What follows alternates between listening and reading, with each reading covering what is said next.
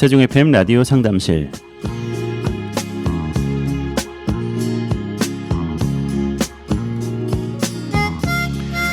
안녕하세요. 세종 FM 라디오 상담실 김보성 인사드립니다.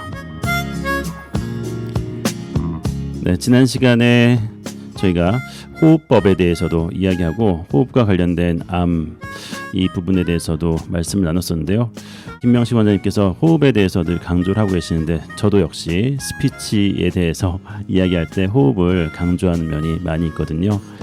그런 부분에 있어서도 관심이 많이 가는 그런 내용들이었습니다. 오늘도 이어서 말씀 전해주시겠습니다.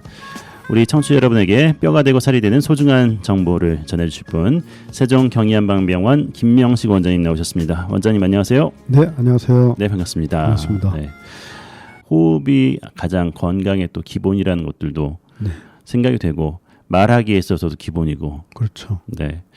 뭐 호흡이야 그냥 하는 거지 뭐 방법이 있어라고 생각들을 하거든요. 그렇죠. 그냥 자연스럽게 되는 거로 생각되는데 호흡을 조절하는 능력을 좀 갖추셨으면 좋겠다는 생각이 들더라고요. 그러니까 그 자연스러운 호흡이 사실은 기본인데 네, 자기도 모르게 지금 과호흡을 하고 있거나 네, 아니면은 그 비어 있는 호흡을 할 수가 있거든요. 이거를 잘 맞춰서 정상적인 네. 호흡으로 돌려놓고 그 다음에는 우리가 이 호흡을 잊고 살아야 된다는 거죠. 아 그렇군요. 그렇죠. 우리가 호흡만 맨날 쳐다보고 있을 수는 없잖아요. 그렇죠? 그렇죠. 근데 저는 이제 스피치를 할 때 특히나 복식 호흡을 강조를 하거든요. 그때 말이 훨씬 더 자연스럽고 듣기 좋게 들린다. 말씀하신 것처럼 뭐 계속해서 연설을 하거나 강의를 할 때 호흡에 집중할 수는 없기는 하겠지만은 중간중간에 내가 지금 호흡이 딸리거나 아니면은 좀 긴장이 되고 떨린다. 이런 경우는 호흡에 약간 생각을 주고 그것을 조절을 해보라는 조언을 해주거든요. 약간 상통하는 부분이 그렇죠. 있긴 하겠네요. 복식 호흡이라는 게 그러면 호흡의 그 밑둥을 복부로 보는 거네, 그죠? 그렇죠. 힘이 있는 거지. 네네. 저는 뭐 그 우리 그 훌륭하신 PD님을 너무 늦게 만나고 호흡을 말 그대로 횡격막 위에서만 하고 있는 것 같아. 그래서 목소리도 작고, 네. 그죠? 목소리도 작고 뭔가 이렇게 튀질 못했지. 당연히 횡격막이 호흡을 도와주지만은 호흡의 가장 하드웨어적인 부분인데 그것을 잡아주는 근육들을 잘 활용하자. 이것까지 제가 이야기는 하거든요. 네. 횡격막과 연관된 네. 두통이 편두통 같은 게 있을 때 이제 대개의 분들은 자기가 스트레스를 받거나 네. 뭐 이럴 때 두통이 온다 그래서 뭐 두통약을 먹고 그럼 또 가라앉고 그죠? 그렇죠. 이렇게 이해를 하잖아요. 근데 그 분들한테 이제 열이면 뭐 8, 9명한테 제가 항상 드리는 말씀은 고민을 할 때 아니면 내가 스트레스를 받을 때 네 자세가 어떠냐 물어보거든. 네. 자, 가슴을 활짝 펴고 진짜 당당하게 이렇게 고민하는 분 봤습니까? 그렇죠. 웅크려들죠. 그죠? 웅크러들고 우리가 그 동상도 있잖아요. 생각하는 사람. 가슴을 웅크리고 있는 한쪽에 이렇게 그죠? 턱에다가 턱 꿰고 벌써 자세가 좀 안 좋잖아. 그렇죠. 그러니까 이게 이제 또 습관이 되는 거야. 내가 이런 고민을 할 때는 항상 또 이런 자세가 되거든요. 네. 그러다 보니까 이제 어깨라든가 등이라든가 이런 게 휘고 틀어지고 하면서 이게 이제 편두통을 일으킬 수 있거든요. 네. 최근에 그 과민성 대장하고 그다음에 우울증으로 이제 찾아오신 분이 있었는데 이분도 그 가슴이 등이 완전히 굽어 있으시더라고. 네. 그리고 자신이 없어. 눈을 제대로 뜨질 못하고 네. 아래만 쳐다보고 그러시더라고. 아주 훌륭하신 분인데도 네. 이게 습관이 되다 보니까 그쪽으로 점점 들어가는 거야. 그러니까 대장에 대해서도 이제 자신이 없어지고. 이분은 사실은 대장이 주제는 아니거든요. 네. 대장이 주제는 아닌데 거기에 아주 깊이 빠져들어갔고 이러면 이런 대로 탈이고 저러면 저런 대로. 그러니까 말하자면 뭐 설사가 나오면 설사가 탈이고 변비가 나오면 변비가 탈이고 그런 식이죠. 네. 그래서 이제 그 호흡법을 이제 조금 이제 설명을 드리고 뭐 이렇게 지금 하고 있습니다. 그러니까 우울증 같은 것도 우리가 생각할 때는 뭐 정신적으로 이렇게 시작을 해서 정신적으로 이렇게 오는 거다. 이렇게 네. 생각들을 하시지만 저는 꼭 그렇게 보진 않거든요. 이 정신과 우리 몸의 어떤 구조와 가치관도 보는 거거든요. 네. 뭐 예를 들어서 가정적으로 아니면 내 친구들과의 그 관계에 있어서 나만의 어떤 이런 개인적인 그런 마음의 괴로움이나 이런 거를 사실은 해소를 할 수가 있잖아요. 그죠? 그렇죠. 이게 항상 어떤 하나의 구조거든 사실은. 네. 마찬가지로 우리 몸에서도 이런 구조가 있습니다. 그러니까 마음이 안식을 취하거나 아니면 편안함을 취하거나 거꾸로 마음이 고통을 받거나 이런 구조물이 있거든. 네. 그러니까 그런 구조물 중에 하나가 너무 저기 자신감을 잃는 그런 구조물이 아닌가 해서 대개는 보면은 라운드 숄더라고 하죠. 네. 그다음에 뭐 가슴이 이제 좁아지죠. 말하자면. 그렇죠. 좁아지는데 마음이 당당해질 수는 없겠죠. 네. 물론 이제 사람이 겸손해지면서 등이 구부러질 수도 있겠죠. 그런 것도 있겠죠. 근데 뭐 그거는 뭐 이렇게 많은 것 같지는 않고요. 네. 그래서 이제 지난 시간에 이제 마지막으로 이제 그 1차 호흡, 네. 이제 원시 호흡에 대해서 이제 제가 설명을 드렸는데 우리 저 PD님께서 1차 호흡, 2차 호흡 이런 게 있느냐 해서 이거 제가 만들어낸 거다. 편의상. 네. 왜냐하면은 최근에 그 이제 암 치료에 국한돼서 말씀드려 보면 어떤 딜레마가 있거든요. 지금 네. 딜레마가 있습니다. 그래서 요거는 이제 진행하면서 이제 조금씩 말씀드리겠지만 가까운 그 대전의 그 카이스트 네. 과학자들도 뭐 이제 연구하는 거 이렇게 보면은 이런 어떤 딜레마가 있습니다. 근데 제가 말씀드린 이 1차 호흡 관련된 이런 거에 대한 명확한 견해가 아직은 서 있지 못하고요. 물론 뭐 저도 아직은 이런 견해가 명확히 서 있는 건 아니지만 그래서 그런 게 아닌가 해서 제가 이제 1차 호흡에 대해서 조금 더 보충 설명을 하고 네. 다른 걸 좀 말씀드리고 싶은데요.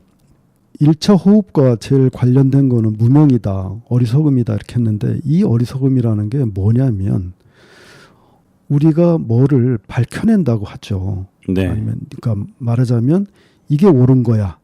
아니면 이렇게 나가는 게 바른 길이야. 이런 식의 이거를 우리가 어떤 밝혀낸다고 하는데 이 밝혀내는 이 시작점 네. 이거를 저희들은 무명이라고 보는 거거든요. 말하자면 그 여기 이제 글루타치온 연관돼서 이제 암 치료와 네. 연관돼서 이 무명과 가장 근사한 단어는 뭐냐면 사실은 산화입니다. 산화. 네. 산화가 이제 우리가 호흡을 하고 산소를 이용하고 이런 과정을 말하는 거죠. 그죠? 자, 내가 왜 산소 호흡을 하죠?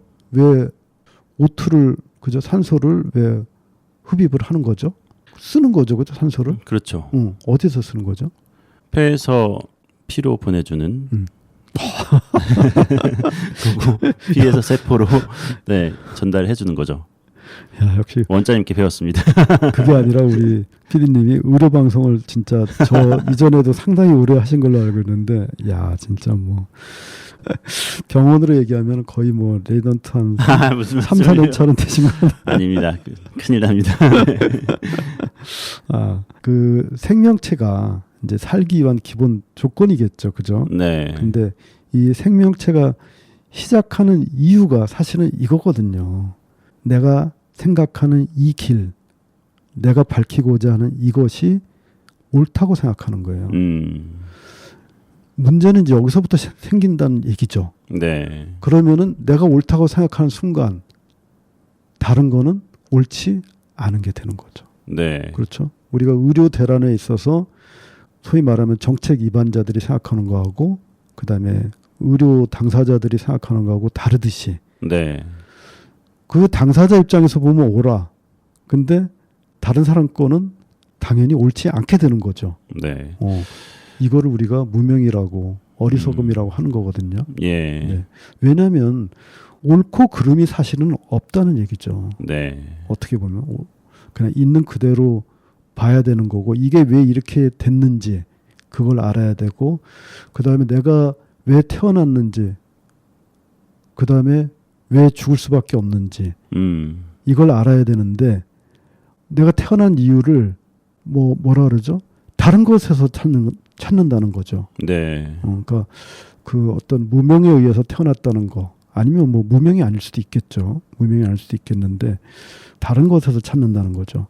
그래서 이제 그 암세포 같은 경우는 산소를 이용하는 것보다는 오히려 포도당을 더 좋아한다고 하지 않았습니까? 네. 해서 이거는 무슨 말이냐면은 좀 더 그 생물적으로 어떤 생존의 1차적인 조건보다는 좀 더 2차적인 조건, 생존에 좀 더 욕망이 자라났다는 거죠. 이 무명이라는 게 이렇게 우리 사람이면 사람, 이거 생명체에 자리 잡고 그 다음에는 자기가 생각하는 이 생각하는 바를 옳다고 생각했는데 이거를 기준으로 해서 내 몸 안에도 그 옳음이 있고 그 다음에 내가 밖으로 추구하는 것도 옳다는 게 있다는 거죠. 그래서 이거를 이제 표현할 때는 안으로 달리고 밖으로 치닫는다고 하거든요. 네.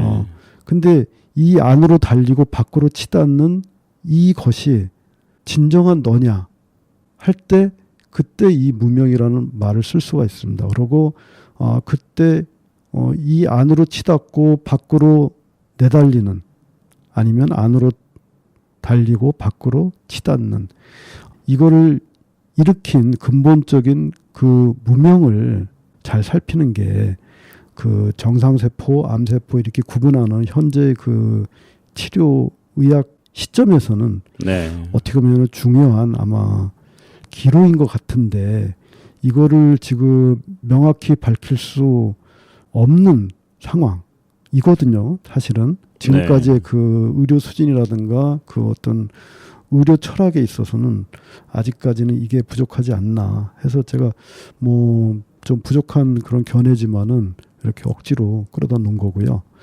그러면은 이 무명과 연관되고 원시호흡과 연관되는 그 호흡법은 사실은 우리가 이게 폐로 기관지를 통해서 하는 이 호흡보다는 네. 이게 몸으로 하는 호흡, 그죠? 온몸으로 몸을 호흡, 그러니까 숨을 들이마시고 내쉬고 하는 이 호흡, 온몸으로 하는 호흡과 연관이 더 있지 않겠나 이렇게 생각이 드는데 그 우리 전통 한의학에서 그 말하는 경락, 네. 경락을 저는 이쪽에 좀 더 가까운 게 아닌가 저는 이렇게 봅니다. 근데 이제 경락은 제가 전번에 한번 이제 뭐 지나가는 말씀으로 뭐하고 비슷하냐 그렇게 이해를 하면 좋겠나 해서 그 자기부상열차. 네. 자기부상열차는 그 바퀴와 그 철로가 맞닿아 있지 않는데도 굴러가듯이 그렇죠. 경락은 일종의 그런 걸로 이해하시면 된다. 이렇게 말씀드렸습니다.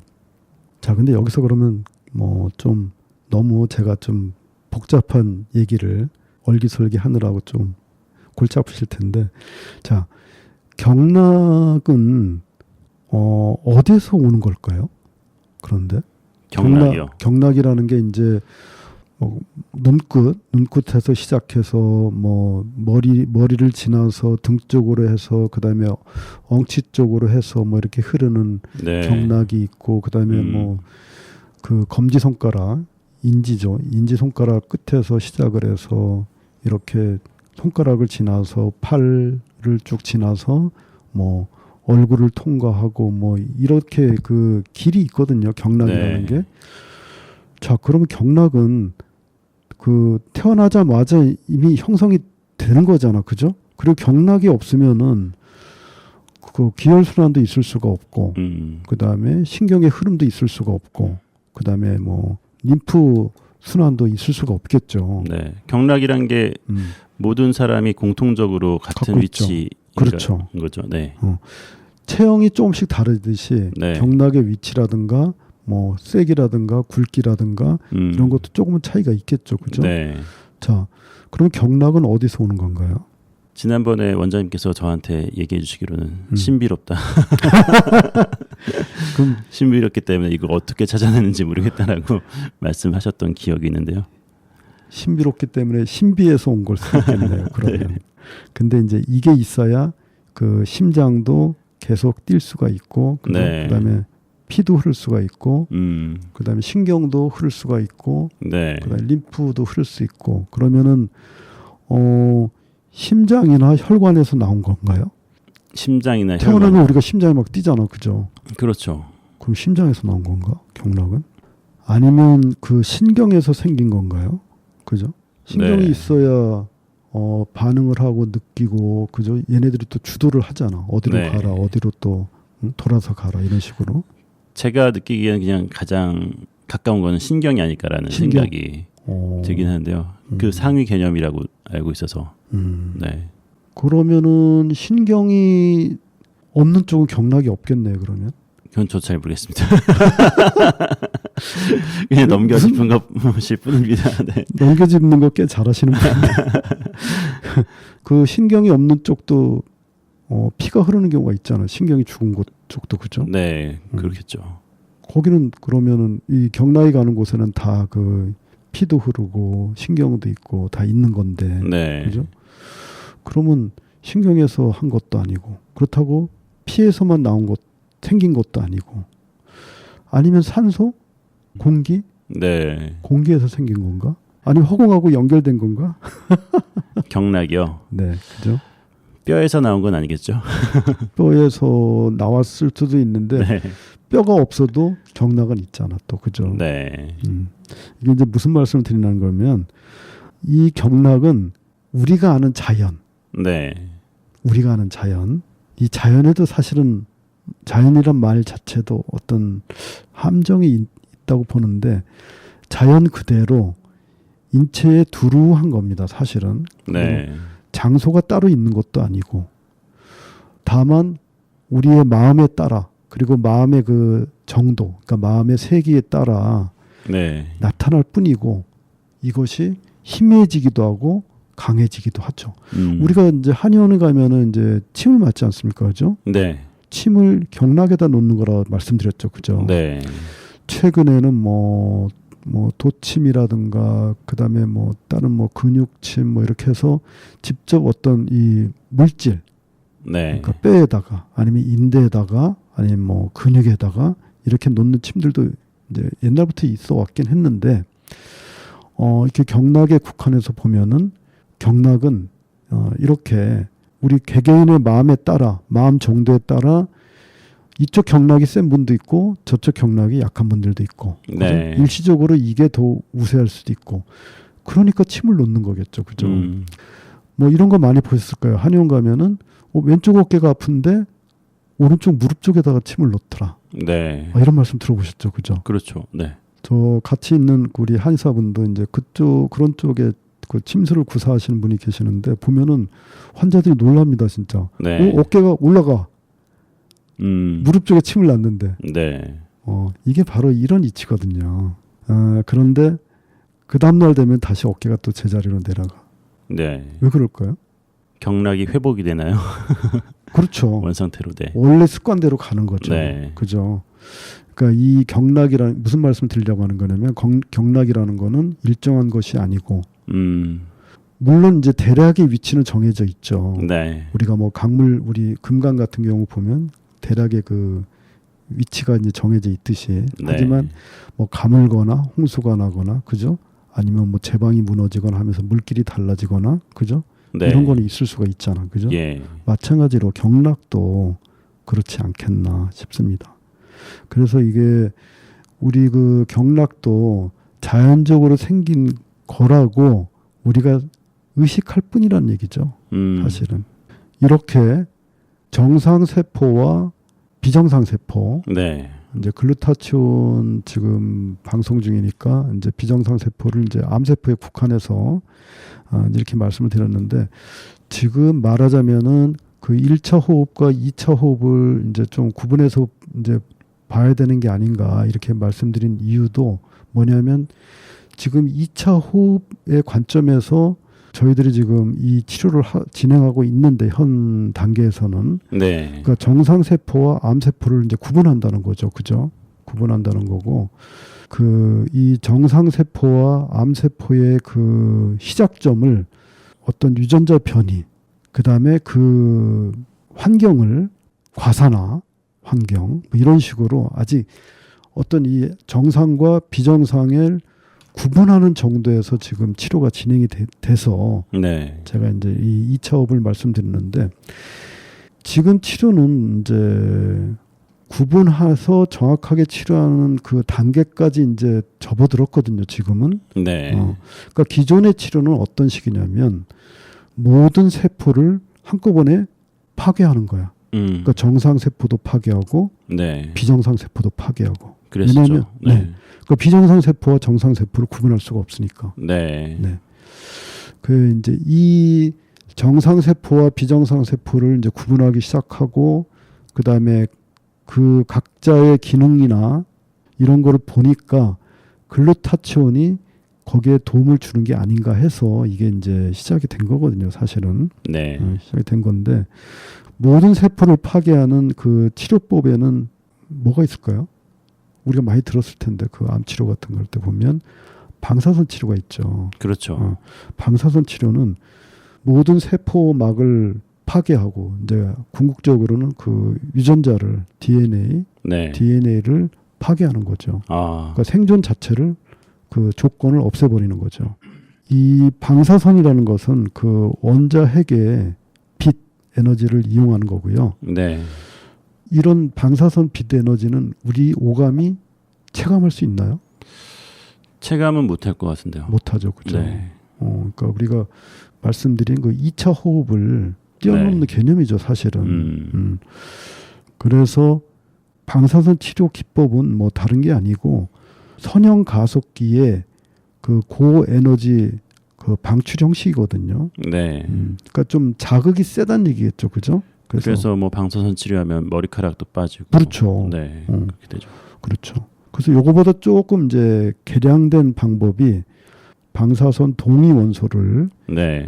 그 어떤 우리가 원하는 그 부위 쪽으로 집중시키는 거죠. 그게 뭐 표적 치료라고 하나요? 그렇죠. 네. 그래서 이제 뭐 머리 쪽이나 네. 아니면 폐, 식도, 담관, 그다음에 자궁 이런 쪽 치료에 좀 이용하고 있는 중이고요. 네. 그다음에 이제 이 방사선을 이제 입체적으로 이제 조사를 한다는 거죠. 네. 그래서 이제 뭐 암세포 같은 경우에 가령 뭐 그 위치를 잡아내서 이쪽 방향 저쪽 방향 요새 뭐 우리 3D라고 하죠, 그죠? 네. 이렇게 접근을 하니까 그 장소를 추적하는 데서 좀 정확하겠죠. 해서 장소도 그렇게 정확하게 추적을 하고 그 다음에 어떤 방사선의 세기도 우리가 이제 조절할 수 있고. 좀 더 나가서 이제 그 스마트 방식으로 이제 뭐 영상 유도, 그러니까 영상을 이제 뭐 추적해 나가면서 이제 이거는 좀 이제 4차원적으로, 그러니까 이제 그 어떤 입체적에서 이제 시간적으로 이제 말하자면 이제 시뮬레이션이라는 얘기겠죠, 그죠? 시뮬레이션 쪽으로 이제 방사선 치료를 한다고 하고요. 이제 이런 게 나간 거를 우리가 이제 정의 방사선 치료라고 해갖고 이제 감마 나이프 이런 거 많이 들어보셨죠? 감마선을 이용하는 건가요? 네. 이제 이런 식으로 감마 나이프, 사이버 나이프. 그래서 네. 감마 나이프는 주로 이제 뇌 쪽, 그다음에 사이버 나이프는 이제 몸 쪽으로 이렇게 하는 거고요. 여기서 이제 좀 더 나간 그 치료법으로 이제 주장되는 게 뭐냐면은 이제 양성자 빔이라는 치료법입니다. 근데 양성자라는 거는 이제 간단히 설명드리면 원자 핵 구성 그 성분인데요. 원자핵은 대개 이제 양성자 플러스 중성자로 돼 있다고 보고 있고, 이 중에 이제 양성자를 이용하는 건데 이 장점은 뭐냐면 암 조직에만 에너지 흡수를 하게끔 이렇게 조작을 하는 거죠. 그러니까 그 에너지가 다른 데로 분산이 되지 않고 거기에 최적으로 그 암 조직에 그 에너지가 집중이 된다는 거고요. 그러다 보니까 그 암 조직 위의 암 조직을 넘어서 정상 조직에는 전혀 가해가 안 간다는 거죠. 진짜 많이 발전했네요. 일반 분들이 볼 때는 되게 매력적이죠. 이거를 이제 뭐 브래그 피크 현상이라고 하는데 그걸 이제 이용하는 방식이라고 합니다. 해서 이거는 지금 뭐 폐암이나 간암, 그다음에 그 두경부암, 그다음에 전립선암, 뭐 안구암 네. 이런 쪽에 이용한다고 하고요. 그다음에 최근에 아마 언론을 통해서 이제 보셨겠지만은 아마 연대인가 세브란스 병원인가 아마 거기서 이거를 이제 시도한 것 같은데 중입자, 네. 중입자 이제 치료라고 해서 중입자는 이제 다른 게 아니고 양성자나 중성자 그 어떤 세 개의 코크로 이루어졌다고 하는데 이런 개념이죠. 세 개의 코크 개념인데 이거를 그 쏠 때 회전형으로 쏜다고 합니다. 회전형 중입자 방식이겠죠, 그죠? 네. 그리고 이제 여기는 이제 그 수소 입자가 아니라 이제 탄소 입자를 이용하는 거기 때문에 탄소 입자는 수소의 그 질량의 거의 뭐 한 12배 정도 되니까 네. 그 세기도 훨씬 세겠죠, 그죠? 그래서 이거는 현재 이제 간암이나 췌장암이나 폐암처럼 좀 현재 조금 난치로 아직까지는 난치로 이렇게 인식되고 있는 암에도 네. 이제 효과적이지 않을까 이렇게 기대를 하고 있고요. 특히 간암 같은 경우는 간 같은 경우는 신경 세포가 적어서 늦게 발견도 많이 되고, 그죠? 그다음에 그 간암의 원인 중에 최근에는 이제 뭐 바이러스로 인한 것이 아닌가, 네. 이렇게 해서 더 치료가 어려운 게 아닌가 이렇게 판단들을 하고 있거든요. 간에 신경이 별로 없어서 느낌이 안 온다는 건가요? 그렇죠. 아픈. 네. 그렇죠. 예. 그러니까 발견됐을 때는 이미 많이 진행된 거다. 네. 어떻게 보면은 네. 그 세포가 말씀드렸듯이 그 크기가 크든 작든. 네. 전에 제가 그 수련이 생활할 때 그때 그게 벌써 꽤 됐죠. 벌써 한 20년이 지났으니까 20년이 지났는데 그때만 해도 지금처럼 그 암 치료 기술이 많이 아직은 낙후가 돼 있는 때인데 네. 진짜 40대 그 여성분이었는데 그냥 건강하셨어요. 건강하셨고 내과에서 네. 그 간 초음파를 하다 보니까 간암이 의심된다 해서 이제 외과에 가서 결국은 이제 간암으로 이제 확진을 받았는데 그분이 그때는 단순한 뭐 소화불량 그냥 네. 답답하다 뭐 통증도 아니고 예. 단순히 이제 그런 증상으로 오셨던 분인데 제가 알기로는 그 당시에 한 몇 개월을 못 넘기셨던 걸로 알고 있는데 이런 식으로 그 간은 또 뭐가 있냐면은 그 방사선 자체가 또 간에 네. 또 어떤 독성 물질이 될 수도 있는 거거든요. 그러면 이제 간에 어떤 해독 문제가 생기겠죠, 그죠? 네.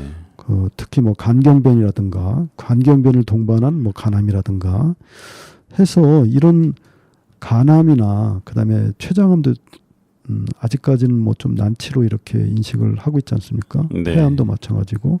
근데 이런 거에 좀 더 도움이 되지 않겠나 이렇게 기대를 하고 있습니다. 그러니까 이런 방사선 치료는 지금 여기까지 왔는데 이제 여기서 우리가 눈여겨볼 것은 제가 아까 그 서두에 말씀드렸듯이 어떤 정상과 비정상의 구분, 네. 그죠?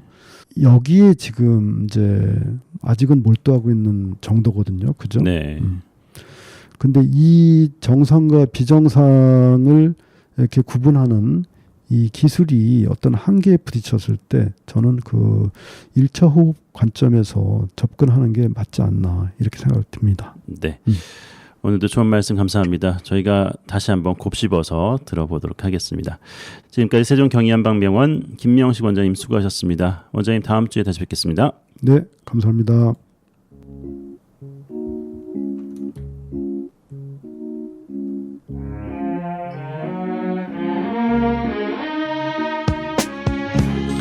FM 98.9MHz 세종 FM 라디오 상담실 함께 하셨습니다. 라디오 상담실은 언제나 여러분의 참여를 기다리고 있습니다. 세종 FM 홈페이지 sfm.kr 프로그램 참여 게시판 이용해 주시고요. 유튜브 세종 FM 채널에도 방송 후에 올라가니까요. 꼭 찾아오셔서 상담 질문과 청취 소감 남겨주시기 바랍니다. 세종 FM 라디오 상담실 지금까지 진행의 김보성이었습니다. 감사합니다.